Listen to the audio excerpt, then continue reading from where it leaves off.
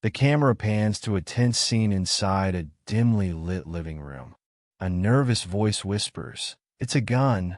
The screen flashes to a live feed from a doorbell camera, showing a man dressed as Santa Claus, his hand subtly gripping something in his pocket. Cut to heavy footsteps outside and a menacing voice, "I have a special gift for you. Open the door before I have to break it down." The screen fades to black with the sound of a pounding heartbeat. Welcome to this thrilling video. Today, we'll take you on a journey filled with suspense and mystery. You'll hear an unforgettable story about a night that started out ordinary, but turned into one of the most terrifying and exciting moments. Stay with us, because what you're about to see will keep you on the edge of your seat, wondering, what would I have done in this situation? Don't miss the details. This story is packed with events that will stay in your mind. Let's begin.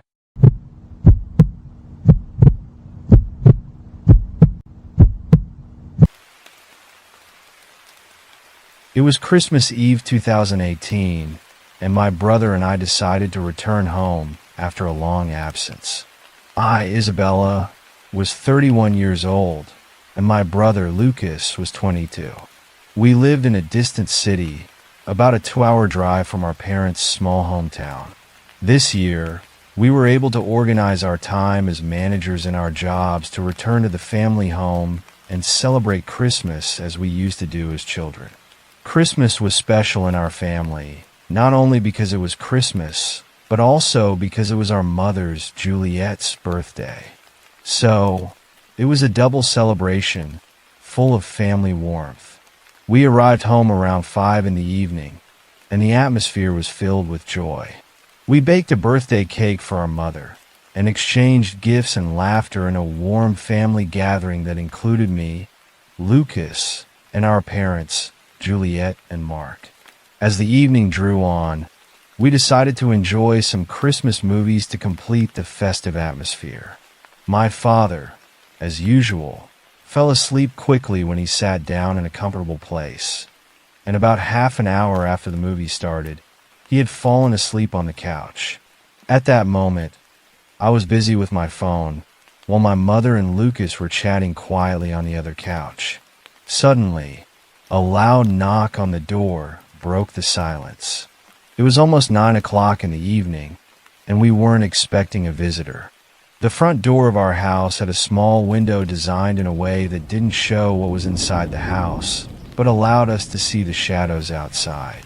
I quickly raised my head, and from my place on the couch, I saw the shadow of a person standing at the door. I felt a pang in my stomach, and a strange sense of fear crept inside me without me understanding why. I gently woke my father and whispered to him, "Dad, there's someone at the door."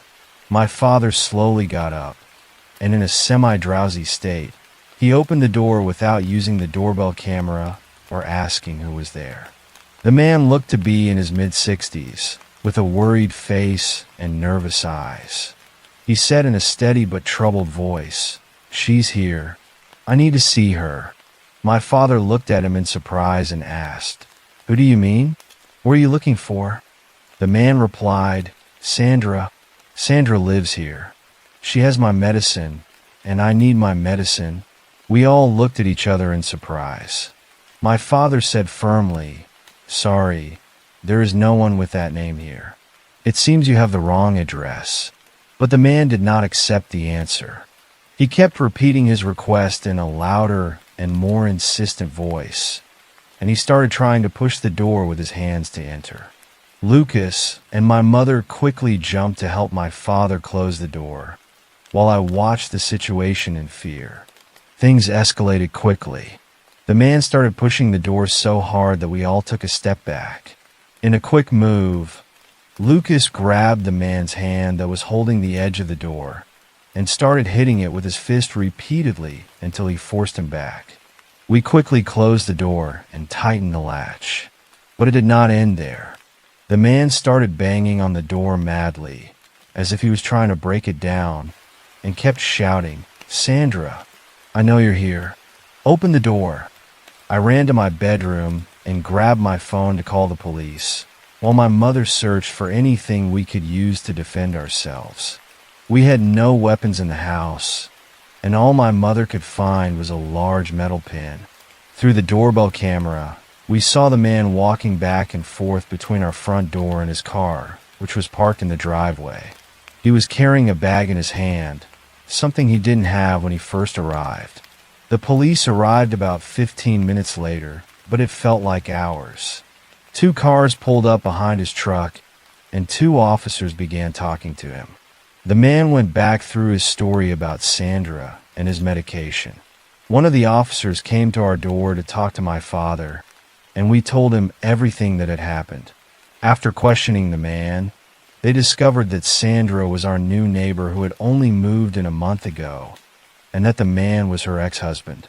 She had occasionally brought him his medication due to his health issues, but he had gotten confused that night. The man left after promising not to return, and the police recorded the details of the incident. As for us, we realized how lucky we were to be with our parents that night. If we hadn't been there, who knows what might have happened. Since that night, we've been more cautious. Christmas will never be the same, but it will always remind us of the importance of family and caution in the face of strange situations. So, this holiday season, always make sure you know who's behind the door before you open it. Staying safe is the most important gift we can give ourselves and our loved ones. I would like to thank you and hope that you will support us by subscribing to the channel, liking the video, and sharing it.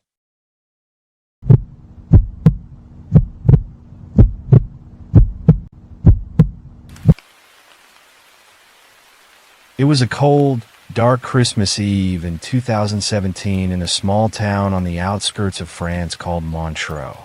I, Emily, a 22-year-old girl, had just returned home from university to spend the holidays with my family. The atmosphere was full of joy and happiness, but something strange was waiting for me. One morning, I went to pick up my younger sister Isabel from high school. When we got home, we were surprised to find the front door wide open. We didn't suspect much, thinking that my father had accidentally left it open. When we entered, we noticed that the basement was in total disarray. Everything was scattered as if a tornado had hit. However, nothing had been stolen. I went upstairs to check on my father and found him sound asleep. At that moment, my mother, Catherine, had come home from work and went to wake him up while I started cleaning up the mess. Meanwhile, I heard a strange voice that sounded like someone was talking to me. The voice was unfamiliar, but it seemed to be coming from outside. I didn't pay much attention to it, especially since our neighbors were doing some renovations on their house. As the evening came, Isabel and I were playing a Christmas song guessing game. Laughter filled the air while my parents went out to shop. It was almost 6 p.m., and the town was starting to get dark. Suddenly, we heard a loud knock on the front door. We exchanged anxious glances, and I tried to control my nerves. The knocker started to get more violent. I asked Isabel to call our parents while I dialed 911. The police arrived a few minutes later. When they arrived, they told us that there was nothing suspicious, but they advised us to be careful. The days passed without any incident until December 22nd. I was alone in the house. My parents were at work, and Isabel had gone to the doctor with my mother. I was sitting in the living room, watching TV on low volume. Suddenly, I heard a faint sound coming from the back door. I cautiously approached the window overlooking it, and saw a strange man carrying a black bag walking around the house. I panicked and immediately called the police. I hid upstairs, but the man saw me through another window. He started screaming my name and threatening me with the most horrible things. I didn't recognize him, but his face looked eerily familiar. He came closer to the house and started banging on the windows violently. When the police arrived, the man had already fled. After investigation, I realized that this man was a former friend of my mother's. How did he know me? And why did he want to hurt me? Questions filled my mind. The night of December 24th was the hardest. I could barely sleep, and my fear doubled when I heard stones being thrown at my window. It was him again. I woke up my father and told him what had happened, but he couldn't see him.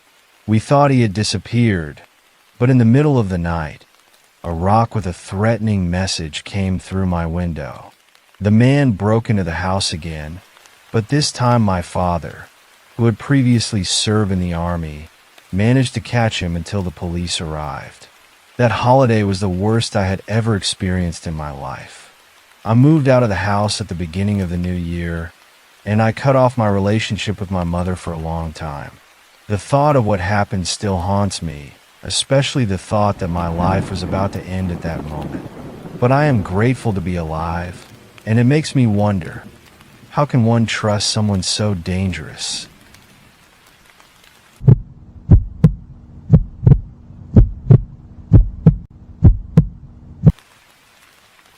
It was 2015 when my father, Lieutenant Edward Marshall, returned from his long service in Afghanistan. After years of rigorous military life, he decided to start a new chapter in his life and that of our extended family. My father had always dreamed of owning a sailboat to live on and sail on long journeys. Upon his return home, he decided to make that dream a reality. My father bought a stunning 38-foot sailboat and named it Victoria. The boat was a symbol of a new beginning for all of us. We were a family of 7, and soon became 8 with the birth of my younger sister, Sophie. Moving from our old home in London to living on a boat in a small port in the south of France was a big challenge, especially for me, an 11-year-old. We arrived at a port called Port Noir, a quiet harbor surrounded by a small community of boats and ships. It seemed charming, but as time went on, I began to notice that there was something strange about our neighbors. There was a man living on a dilapidated boat called the Queen Mary. The boat looked like it was about to sink and looked like an old mobile home floating on the water. The owner of the boat was a man named Richard Cooper.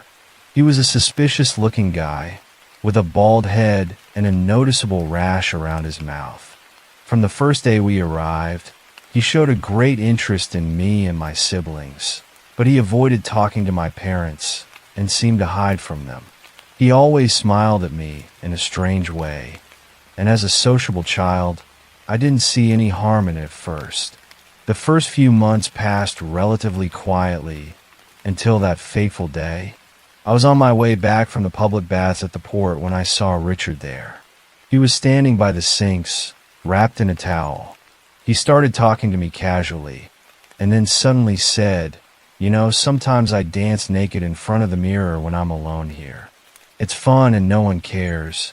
His words were strange and uncomfortable, but they didn't seem serious at the time. I didn't tell my parents what he said, thinking I was too young to understand what he meant, and that he was probably just joking. But as time went on, things started to get weirder. In the following weeks, I noticed that he was in the bathrooms whenever I went. At first, I thought it was just a coincidence, but I soon realized that he was watching me. Every time I saw him, he would come out of the bathroom with nothing on, acting as if it was normal.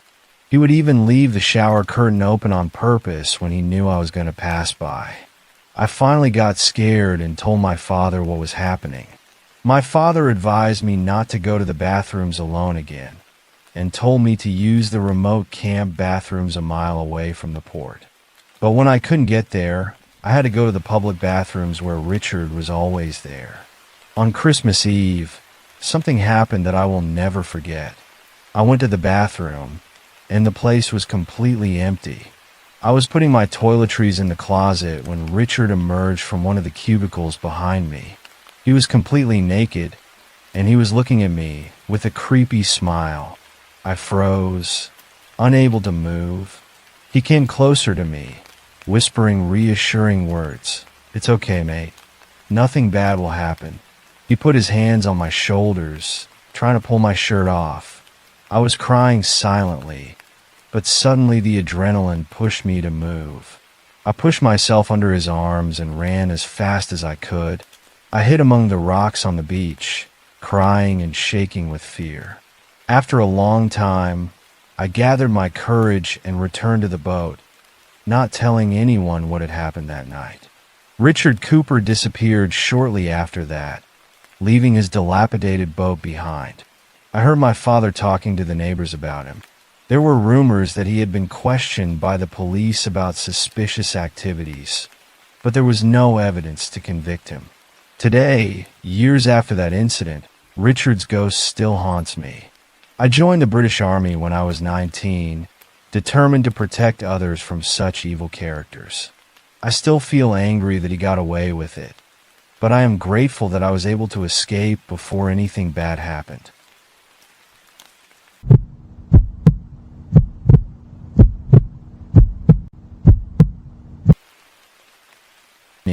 December 5th, 2023, in a small European town called Montville. The town was quiet in the wake of Thanksgiving, a tradition my family had adopted after moving from the United States. That cold evening, I was spending the holiday at my parents' house, where we had gathered for the weekend to enjoy the family atmosphere. After 2 days of fun, I felt like getting away from home for a bit. I suggested to my mother that we go out to run some errands. She hesitated at first, but after a little convincing, she agreed on the condition that we visit 2 stores she wanted to buy some things from. We went to the first 2 stores without any problems. The atmosphere inside the stores was busy but quiet. However, when we pulled up to the 3rd store, which specialized in housewares and clothing, things began to take a strange turn. I parked my car in the front row, right in front of the large glass doors. It was getting dark in the town, and the air was slightly chilly. We entered the store and immediately headed to the Christmas decorations section. We quickly made our way slowly through the store's aisles, enjoying browsing the merchandise. After about 20 minutes of wandering around, I felt the need to buy a snack. I told my mother that I would go to the front of the store and let her continue shopping. As I was searching through the shelves for what I wanted, I first noticed a strange man. He was tall and noticeably thin, wearing an old-fashioned brown coat. He looked nervous and was singing softly as he walked through the aisles. He seemed to be trying to sound normal, but his actions were far from it. I returned to my mother a few minutes later and found her in the same spot where I had left her. The moment I approached her, I heard a voice over the loudspeaker asking the workers to conduct a security check in the section we were in. I felt a chill run through my body for no apparent reason, but before I could process the situation, the same man appeared from between the shelves. He slowly walked past us and headed towards the women's shoe section. His quick, sharp gaze made me feel deeply uncomfortable. "I don't feel comfortable here," I whispered to my mother. "We need to leave." She nodded, and we started to move toward the exit. But the man was watching us. When we left the aisle we were in, he followed us closely.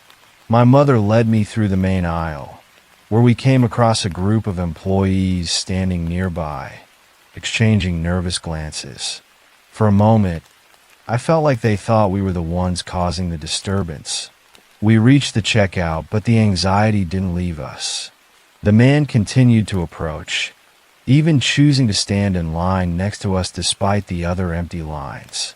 I didn't dare look directly at him, but I could feel his weight weighing down the atmosphere.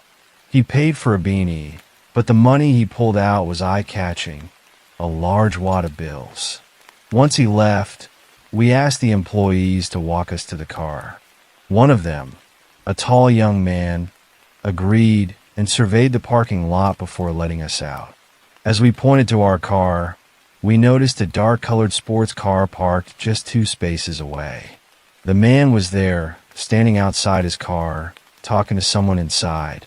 The clerk ran back into the store, and the manager immediately locked the doors. He called the police, and asked everyone to stay away from the windows. My blood ran cold. It was clear that this man was not there to shop. When the police arrived minutes later, which felt like hours, the man and his car were gone. After a quick interrogation, they asked the manager to call them if he returned. We later learned that the man had been moving between stores, watching women, and possibly looking for an easy target. We returned home that night with my father, who insisted on coming immediately after we told him what had happened. But the fear did not leave me. All night long, I kept thinking, what if I had been alone? What if the employees had not noticed his actions? These questions haunted me, and I could not sleep. Since then, I have become more cautious. Life may be quiet in small towns like Montville, but the quiet can hide dark shadows. That night, I realized that paying attention and acting quickly can save your life in an instant. I think I owe the employees of that store a deep debt of gratitude, because they were the reason my mother and I got home safely.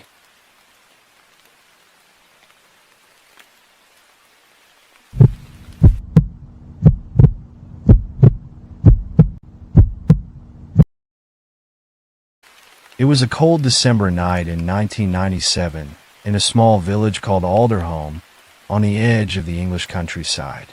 I was 15 years old, and I was spending Christmas alone at home. My parents had decided to travel to York to visit relatives for a weekend, leaving me to look after the house. This was my first real experience of independence, and I felt a mixture of excitement and fear. It was nearly 1 a.m., and I was sitting in the living room in front of the TV, which was playing an old black and white movie. The house was warm, and the large window that looked out onto the street was slightly open to let in a cool breeze. I was in my pajamas, relaxing, when I noticed movement outside. Through the window, I saw two men moving slowly along the pavement opposite, just a couple of houses away. They were talking in low tones, but I could hear part of their conversation. I heard one of them say, "We'll break into this house first, then we'll move on to the other one." I looked in the direction he was pointing, my eyes widening with horror as I realized my house was one of the targets. My heart felt so fast it felt like time had stopped. I didn't know what to do. Should I call the police? Should I run? Should I confront them?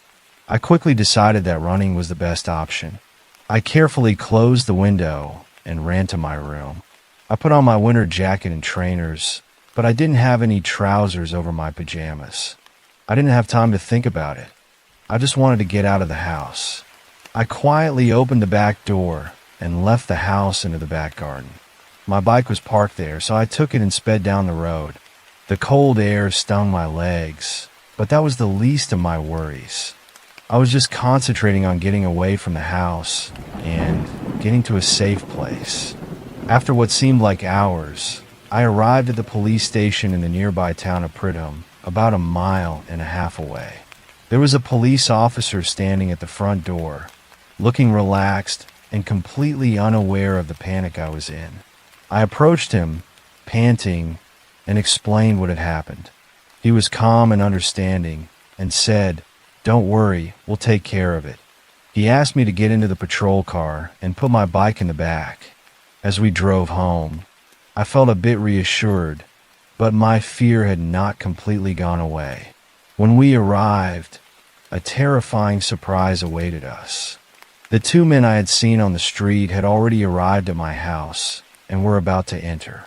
The police officer quickly stopped, got out of the car, and ordered them to stop. I couldn't believe our perfect timing. While the police officer was arresting the two men, I took my bike to the garage. My legs felt freezing from the cold, but I didn't care. I was grateful that I had made the decision to run. I thanked the police officer profusely, not only for stopping the two men, but for getting me home safely. When I got home, I locked all the doors and windows tightly, then took off my jacket and shoes and went straight to bed. I was so tired that I fell asleep right away, enjoying my first sense of security in hours. On Monday morning, my parents came home. I decided not to tell them what had happened. I didn't want to worry them or raise the possibility that they would prevent me from being alone in the future. But that night left a lasting impression on me. Since then, I have become obsessed with securing the house, always making sure everything is locked tightly before I go to sleep or leave. It may sound like a fairy tale, but I can assure you it is completely real. That night taught me a lesson I will never forget. To be prepared for anything, even in the quietest and safest moments.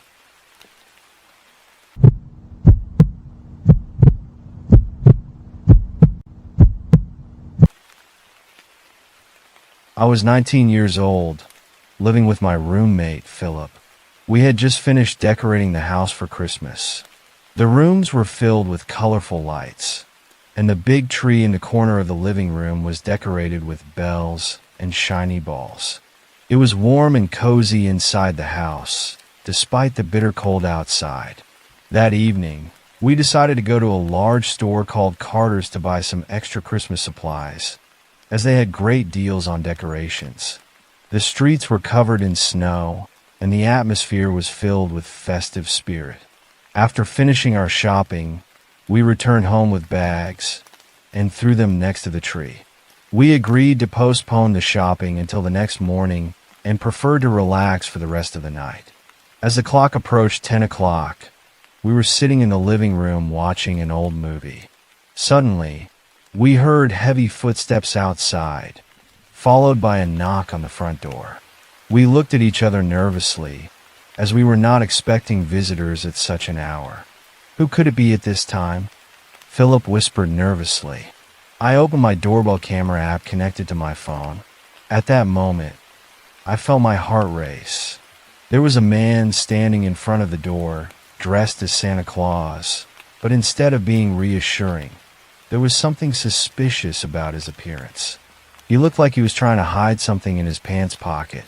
"It's a gun," I muttered in a low voice, feeling my hands trembling. Philip saw the man too, and we quickly realized that we were in danger. We immediately turned off the lights and ran to my room. We quietly closed the door and tried to be as invisible as possible.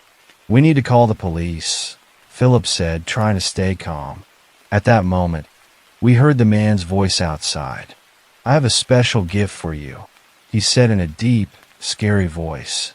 "Open the door before I have to break it down." We hid in the closet in my room, where Philip called the police and told them the situation in great detail. We tried to stay as calm as we could, but the man's voice outside was getting more and more menacing. "I can't wait," he shouted. Minutes that felt like hours passed, and then we heard sirens approaching. When the police arrived, the man tried to run, but he didn't make it far. They arrested him while we watched from the window with a mixture of relief and shock. After the man was taken into custody, we went outside to talk to the police. We explained what had happened, and they reassured us that the danger had passed. Still, we couldn't shake the feeling of insecurity that had settled over us that night. Over the next few days, we made sure to beef up our security measures in the house. We put extra locks on the doors and windows, and we decided never to open the door to a stranger, no matter what. That horrific night left a lasting impression on us. I learned a very important lesson. Overconfidence can be dangerous, and even in the darkest moments, you need to be prepared to make quick decisions that can save your life.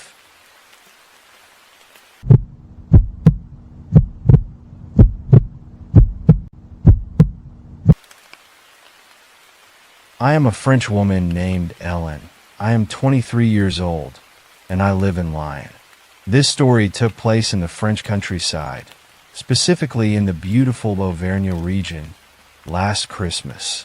My friend Jonathan and I were looking for a unique way to spend our vacation, so we decided to try something completely new, staying in a house through the Airbnb platform.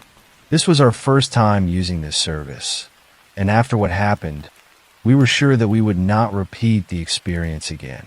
While preparing for our trip, we found a country house far from the city, reflecting the charm of the French countryside. The house was unreasonably inexpensive, but we did not know at the time that this could be the first sign of what was to come. We did not expect this choice to cause so many problems. We did not pay attention to it. We thought it was a great opportunity to relax in a quiet place away from the hustle and bustle of the city. Jonathan was the one who arranged everything, and he booked the house online for 2 days, starting from Christmas Eve until Christmas Day. On Christmas Eve, we arrived at the place. After a long drive, we arrived at our destination, which was in the heart of the countryside, and found ourselves in front of 3 identical country houses. It was a bit strange, as the place was isolated and there were no neighbors nearby, but we thought that this might be part of the design of the area. We didn't pay much attention to it. It was getting dark and we were starting to feel cold, so we rushed inside the house, thinking that the host had more than one house available for rent. We arrived at the door of the house we thought was ours. We found it locked with a digital lock, which is exactly what we expected. The host had sent Jonathan the code for the door a short while before we arrived, but what we didn't expect was that the lock didn't work at all. We tried entering the code several times, but to no avail. At first we thought that one of us had entered the wrong code, but after checking again, we started to panic. Jonathan tried to call the host, but he didn't answer. At that moment, Jonathan decided to go to the neighboring houses to see if he had chosen the wrong house. There were 2 other identical houses next to ours, but none of the locks matched the code we were given. We were very disappointed when we got a message from the host on Jonathan's phone. "Sorry, I gave you the wrong code. Here's the right code." Finally, we were able to get into the house, and he was very kind. But after spending over an hour in the cold trying to use different codes, we weren't as happy as we expected. It was getting late, so we decided to rest and hope the next day would be better. But in the middle of the night, I suddenly woke up feeling something strange. Jonathan was sleeping next to me, and the atmosphere in the house was unfamiliar. Maybe it was the strange environment that woke me up. At that moment, I heard a strange sound coming from the front door.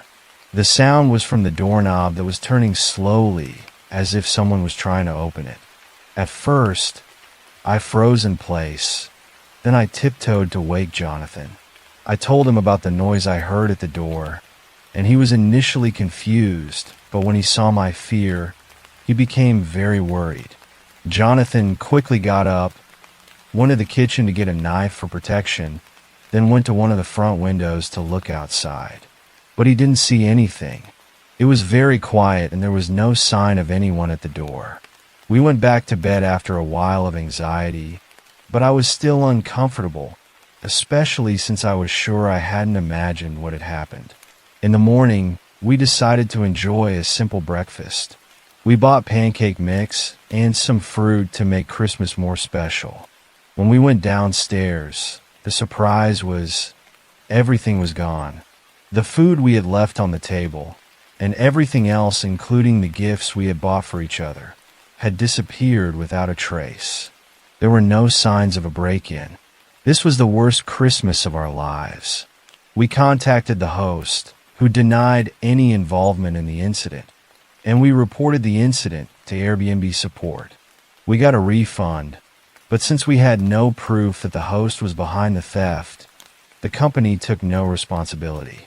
Jonathan also filed a police report, but we have not heard back since. It seems the case was ignored. Jonathan and I ultimately agreed that we would never return to Airbnb again, especially on vacation, after such a horrible experience.